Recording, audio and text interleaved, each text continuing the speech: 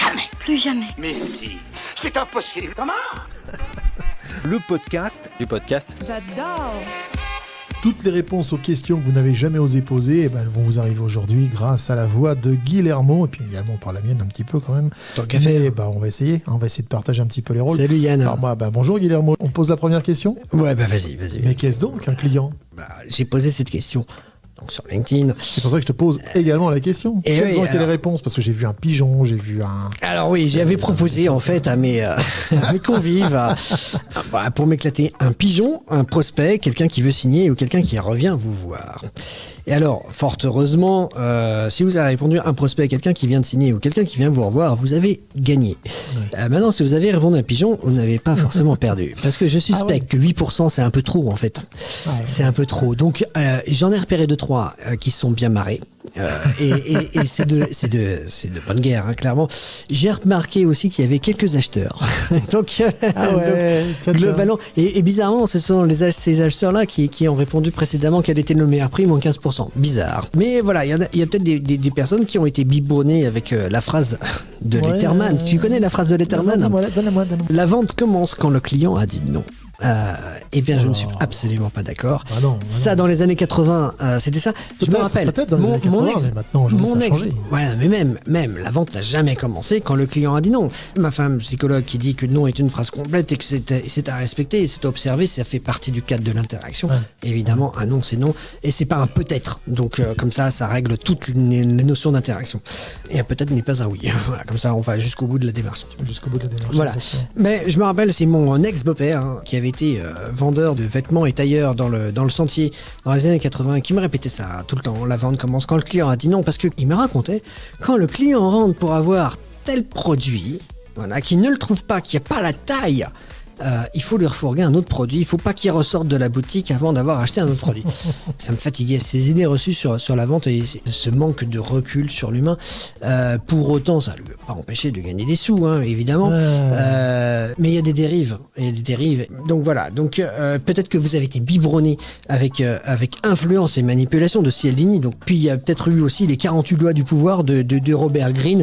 Peut-être que vous avez cru que ces personnes étaient l'incarnation du diable en lui-même. Après tout, Greene ne s'est jamais caché s'être inspiré de Machiavel. Mais la question, c'est savez-vous vraiment qui est Machiavel? Vas-y, réponds. C'était juste un stratège qui savait où il allait. D'accord. Voilà, c'est tout simple. Donc peut-être qu'à l'époque, en effet, ça choquait. Et quelques grands leaders comme ça d'ailleurs. C'est pas le diable, en fait. C'est le diable pour la personne qui n'est pas préparée. Oui. Mais la vente, c'est quoi? C'est de la préparation. De la préparation. Donc voilà. Trop souvent négligé d'ailleurs, c'est la préparation. Ouais, toujours, quasiment toujours. Je suis d'accord avec toi. Quasiment toujours au profit des techniques de vente excuse-moi, c'est clairement ça. Ouais. Parce qu'on se focalise sur la technique et on oublie qu'il y a une personne en face de nous. Moi, je me rappelle, on est en 2021, donc il y a plus de 20 ans. J'ai commencé dans les assurances. Oui, chacun a plusieurs vies. Hein. Oui, complètement. Mais globalement, on me demandait de mettre le climat en arrivant. Ah, vous aimez les bateaux? Ah ben oui, moi j'adore les bateaux. Tu te connais un bateau? Ben non, je connais pas un bateau. Là, ferme ta c'est faire un compliment. Tu sais pas, qu'est-ce que vous avez une cravate, qu'est-ce que vous avez un beau bureau. Mais non, oui, mais au bout d'un moment, les mecs, ils te voient venir à 800 bornes et ça pue. Si, par contre, tu fais partie de l'infime minorité, j'espère, j'ai foi en l'être humain.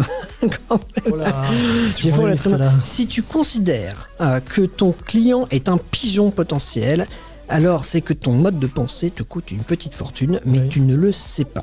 Voilà, c'est tout simple. C'est aussi simple que ça. Tu vas vendre une fois alors que tu auras pu vendre plusieurs. Tu vas t'auto-suffire quelque part.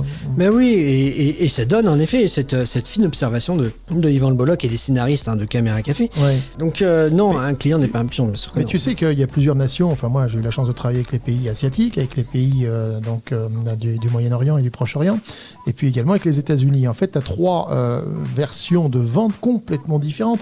L'asiatique va prendre beaucoup plus conscience de l'humain et de la relation avec l'humain. C'est pour ça qu'il t'invite à boire et il fait gagne paille. Hein. Voilà. Oui, mais c'est même un peu dangereux parfois.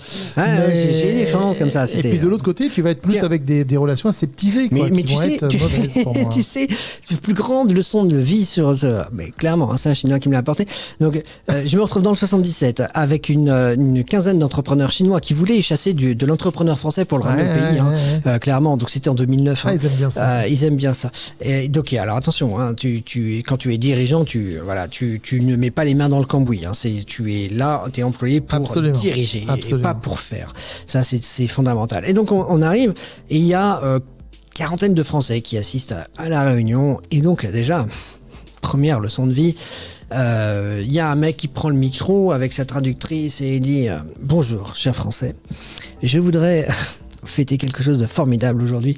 J'ai à 9h ce matin, 9h02 ce matin, nous avons embauché notre 1 000e salarié. Et là, tu t'arrêtes et tu dis il est bien dit 1 000e, pas 1000, pas 10 000, 1 million, 1 million de salariés. Et il me parle. Ouais, déjà, quand t'arrives... C'est une petite différence de culture, différence de taille, différence de tout. Et quand t'arrives en France à choper un patron de plus de 50, 100, 150 salariés, t'es le roi du monde. Alors t'imagines un mec que t'arrives à approcher qui a 1 million de salariés, mais c'est complètement aberrant. Bon. Deuxième étape, la réunion se continue au restaurant. Et là, ça par contre, on m'avait briefé, on m'avait dit, attention, si tu veux faire des affaires avec les Chinois, faut que tu les suives au resto. Et puis surtout, faut tenir un peu l'alcool parce qu'ils vont te faire boire des petits gunpei, des petits trucs gunpei, ça veut dire santé. Hein. Donc tu prends et voilà, il faut boire. Tu peux pas faire semblant. Mais pourquoi ?